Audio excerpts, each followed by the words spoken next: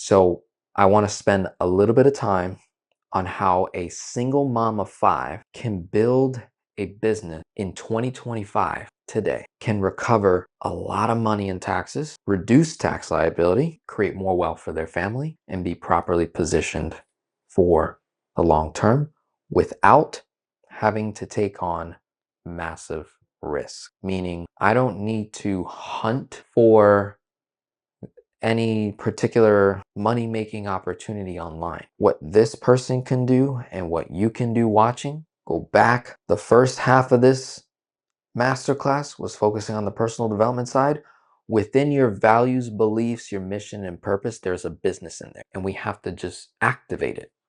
We have to unlock it. Then we go into the marketplace and we see where it can best fit into the marketplace. We need to develop our skill set so that people can see our value and then pay us for that value. So with a single mom, 5 kids, what her vision, this is her own words, and I'm gonna have you guys do this as well.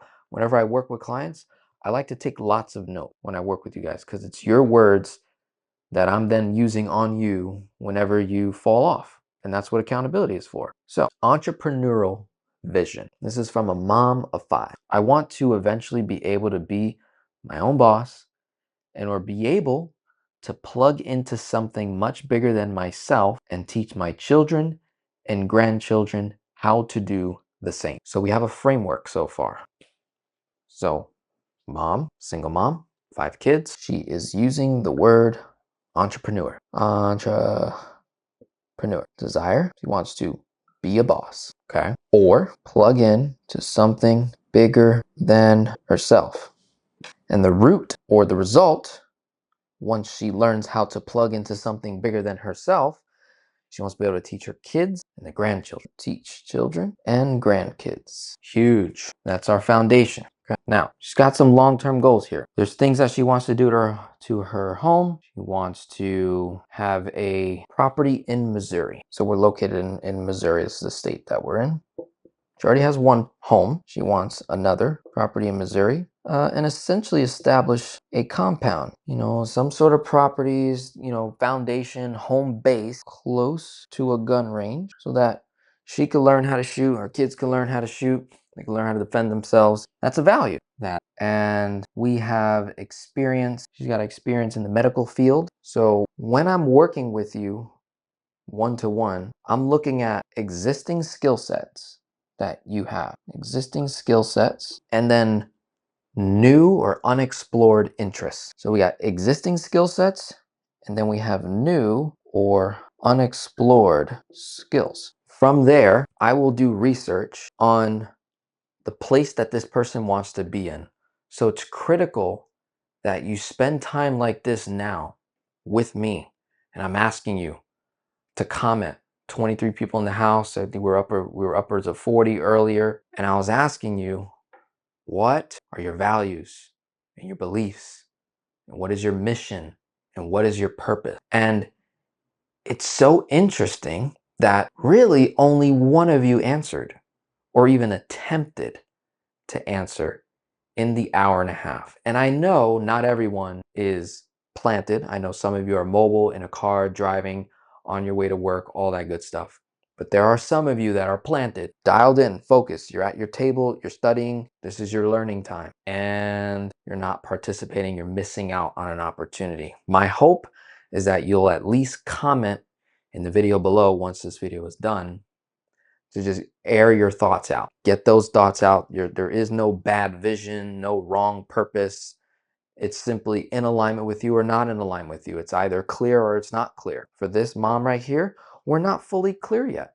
We don't know exactly what it is, but we have these ideas that we're formulating, and I'm taking you through that process of how we're gonna get there sooner. So I know that she wants to have a property in Missouri. She wants to establish like a base, be close to a gun range. So there might be a business there, potentially. I know that she has a desire to potentially be in a boss CEO position, or plug into something like an organization that's bigger than herself where she can continue to grow her income. She's more than willing to work with someone in partnership, not necessarily for someone. And we know that long term, she wants to be in a position where she can teach her children and grandkids. Okay, that's good. Now, what we also know is she does have some existing skill sets. What are her existing skill sets? Well, she's a mom of 5. She probably knows how to do a lot in terms of raising and patience, management, and she's already proven a good financial stewardship. We've been working together for a year and she's been able to double her cash flow without necessarily increasing her income. In fact, her income went down about 200 bucks, almost 300 bucks. So very efficient with her dollars. That's very good. We're going to need that from an entrepreneur standpoint. Whew, we're going to need that. She's got medical experience, 26 years in the medical space. It's like a medical specialist. I forgot the exact title of her job. I think it's medical coding specialist. And so she's been in that field for 26 plus years. So there might be something in the medical field. And then we got new or unexplored skills. So whenever I talk to this mom in particular, we'll often have conversations about government, about the way certain things are run and handled. So she had got me thinking, I'm like, okay, maybe she might be interested in politics later in her life. Maybe she might be interested in one of those advocacy type groups that are like directly involved in politics to some extent. She's got a lot of thought about how certain things work and how they can work better. So she could be a operator, and that could be an unexplored skill set that she could build. Right? So these are the early growing stages, stepping into entrepreneurship, positioning ourselves for wealth creation. Let's say we figured out what the what is, and in this little column, the how, and we can start with the free way to do it up and then work our way up to paid. So initially, the moment you get an idea, you can establish a sole prop, a sole proprietorship. You're not incorporated yet. You're not officially in business yet, but that's okay because you have time to formulate these ideas and to save the money up, to then put into the business to establish what that idea will be. So sole prop is typically free outside of whatever it costs to maintain a certain amount of money in a business checking account at a bank. I always recommend my clients to open up, when they're going to start a business, open up an account with a credit union, a local credit union, because their limits are going to be much smaller than Bank of America. You know, if you open up a business checking account with one of the big banks, you're going to pay 12, 15 plus dollars a month probably. And in order to avoid that fee, you have to maintain sometimes about like 5,000 bucks, I think, or more per day.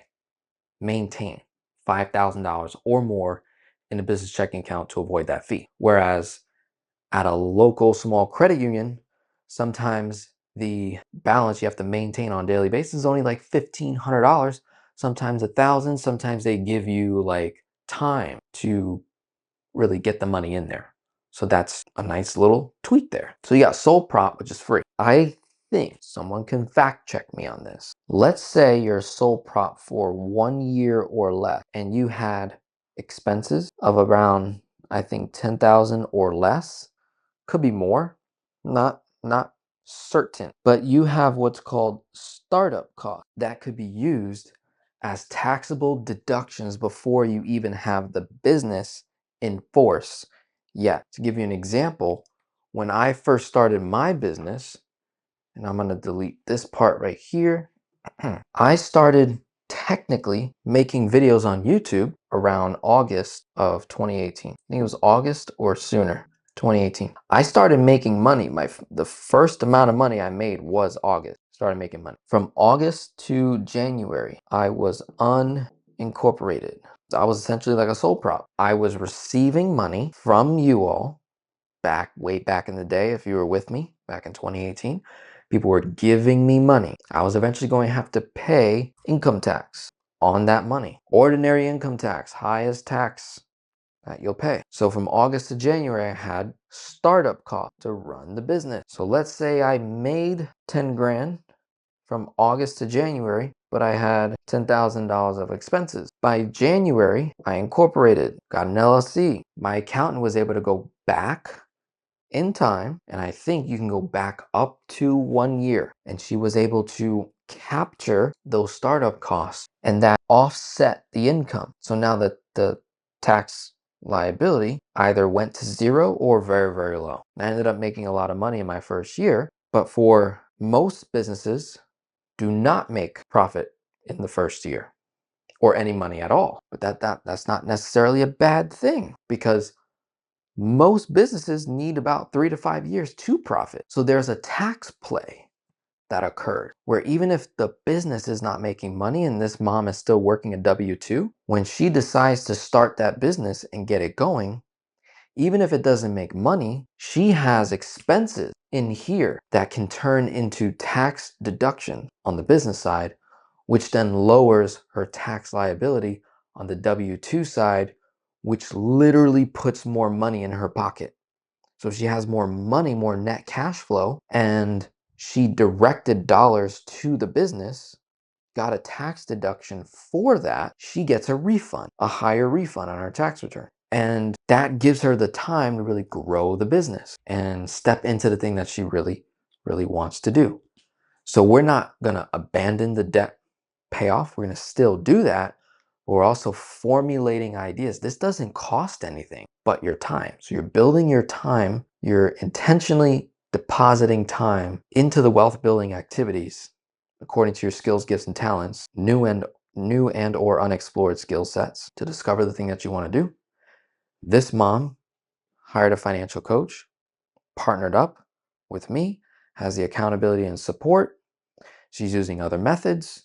We're putting it all together and we're making it happen. So simple case study, just showing you like we can be at any level and make this happen. So netting just under 5K a month is not a lot of money in the United States. Okay. But because she has incorporated cultural shifts, she's transformed her mind. She did one particular move that most people never do in their life. She invested in accountability. So she could have took this $50 that she's paying me a month and she could have bought Bitcoin with it. She could have bought a stock with it.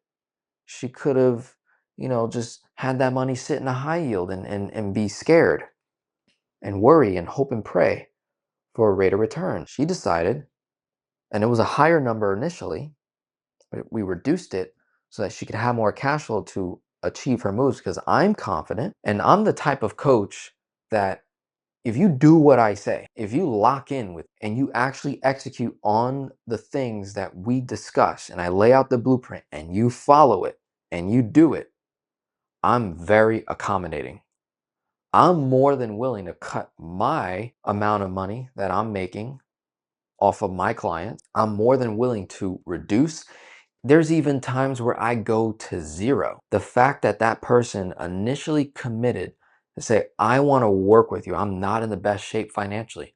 I want to work with you and I'm willing to do the work. So they say it, they do it, they initially sign up, then they actually do the work. And let's just say life happens. It wasn't anything they weren't doing. It's just life happens, circumstance happens. Like for this particular case, this mom that I'm working with, there was a death in the family. One of her kids had an injury, broke his leg. Like there's been stuff that's happened to this mom. And then she had an honest conversation with me, say, hey, I'm not able to afford the coaching plan that I initially signed up for. Can I pause, come back to you later? I said, absolutely not. You're not going to pause anything. Matter of fact, we're going to reduce the number to zero or whatever you think you can afford at this place and time, but we're not going to cut off our relationship. That's what we're not going to do. So you're going to keep calling me every month and you're going to check in and you're going to dial in and we're going to keep doing the work despite our circumstance. When you get that mindset to say, I need the accountability, I need a partner to team up with to take me to the next level, game changer. I'm very accommodating when it comes to my price. Like my price is my price. And if it takes you 5 years to pay it, so be it. If it takes us 2 years, 3 years, whatever it is, so be it. Let's make it happen. Like, I'm very accommodating. I'm in a position now, so blessed, where I don't think about money anymore. In a sense, like, even though I think about money all day long in terms of like working with clients and running numbers, running case studies. So in a way, yes, I think about money all day, every day, in a sense, because it's my work. But I don't think about money like others think about money in terms of like, I need it to do this and I'm hoping for this and blah blah blah. And what is this gonna happen? For me, it's like I'm just operating. I'm just being who I am. I have these ideas in my brain about how money works, how it could work for this situation or another situation. And we implement it. And as long as I have that commitment from you, wow, we are able to do wonderful, amazing, impactful things together, just like this mom is doing in just 1 year. Been able to double her cash flow without increasing her income. Her income actually went down a little bit. Circumstances outside of our control, but we're still dialed in. We're still working. We're still paying off debt, and we're still building and having ideas and conversations because we're doing all that now. As more debt gets paid off and more cash flow frees up, when the opportunity strikes and presents itself for her, she's going to have the confidence to move forward because she's already done the groundwork. She's done the mundane stuff. She's reading the books. She's watching the content. She's engaged.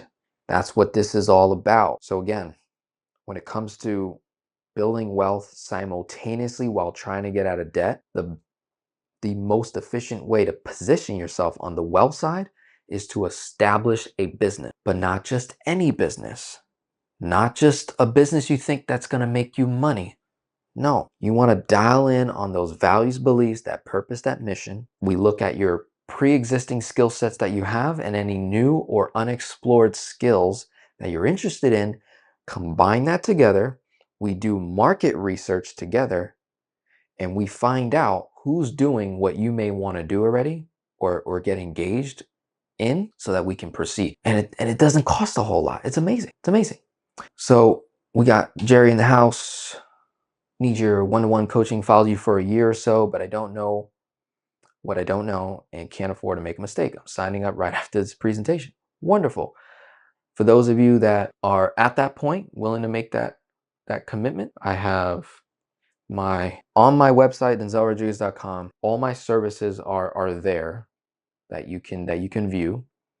And again, I'm very accommodating in terms of like payment options, payment plans. So I have the most amount of payment plans and options that I've ever presented before. So that link right there will take you. You can see all different options, what you get, the whole layout, everything. One of those is going to work. One of those is going to fit for everybody. Love, you're a student and adherent of Dr. Miles Monroe. I don't live up to the kingdom standards, but I'm working on getting there. Nice reference to his definition of repentance. Absolutely. Absolutely. We got a question. Love it. What is better, to do a lump sum or monthly premiums, and why? Beautiful. So quick little segue. Carlos, thank you for asking the question. Carlos is referring to life insurance premiums. His question is it better to do a lump sum or monthly premiums?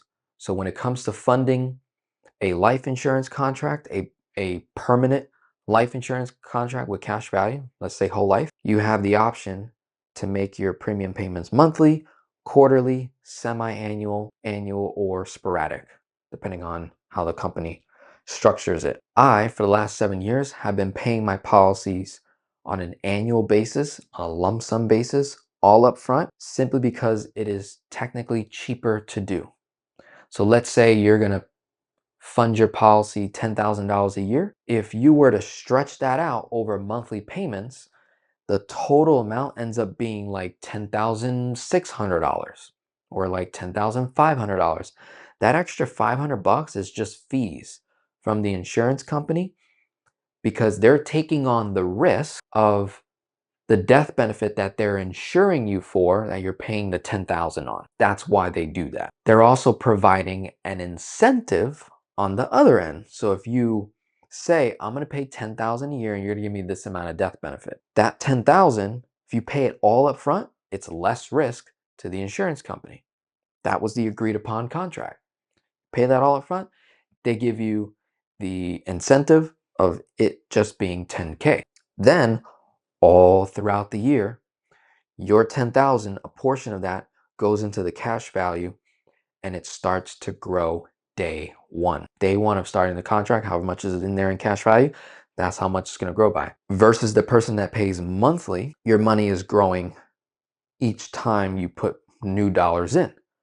So if you compared someone that pays their policy monthly compared to someone that pays their policy annually, same age, same gender, same health rating, all of it, same funding amount, the person that's paying in lump sum, one payment per year, is going to have more cash value. Their policy is going to perform better. And they technically paid in less because they're just paying in 10,000 versus the person that pays in monthly is paying 10.5, 10.6, something to that effect.